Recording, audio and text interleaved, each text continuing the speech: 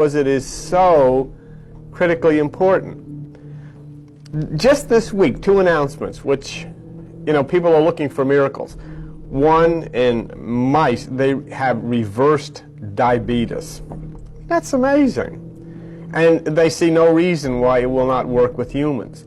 Reverse it totally, genetically.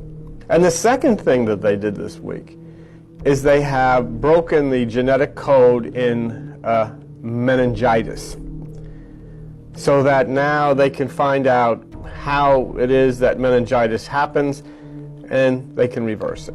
So, these things that are happening constantly are wonderful, wonderful things, which are setting the stage for this tremendous conflagration in the sky and for the change upon the earth. So I hope last week those who were here walked out fully confident that everything that I have ever said to you about this stuff in this room has been proven. No faith required, no maybe. Everything has been proven, and proven with no room for doubt. That would seem a monumental expectation on my part, but I feel that you should be so confident that within your own minds that there is no doubt. Because faith is not necessary. Proof is scientific, and you have seen it with your own eyes. And I don't mean because supernova looks like an eye in the sky and Eta Carina looks like an angel. I mean because science has found DNA coming from both of them.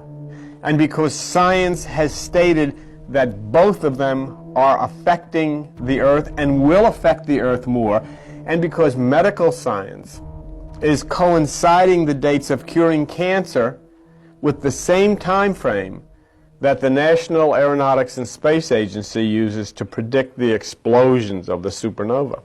Now, all things together, those are what I mean by the puzzle. All things together reach out to you, and they say, you have proof. Now, will you take part in it? And you say, take part in what? Take part in turning your head in the direction of the light. And I'm not speaking in New Age terms. What I'm saying is, can you forget God and instead of praying to a supreme human being, begin to flow in a harmony with the supreme light being? So when I ask you to forget God, I'm not in any way abandoning the supreme. I am turning to the supreme. I'm abandoning the fairy tale of this superhuman being that sits up in an office somewhere. And instead, I am asking you to focus on the supreme light being that is the creator and healer of the universe. Now, let me show you this. If we look at overhead B8, Joan, I'll show you what I am driving at here. What you have always referred to as God is specifically clarified here. The message we have heard and declare unto you, and this should end it. God is light. Now that's from the Bible. God is light. So how do you worship light? There are people going into churches all over the world today to worship God. But really what they have to be doing is worshiping light. How do you do that?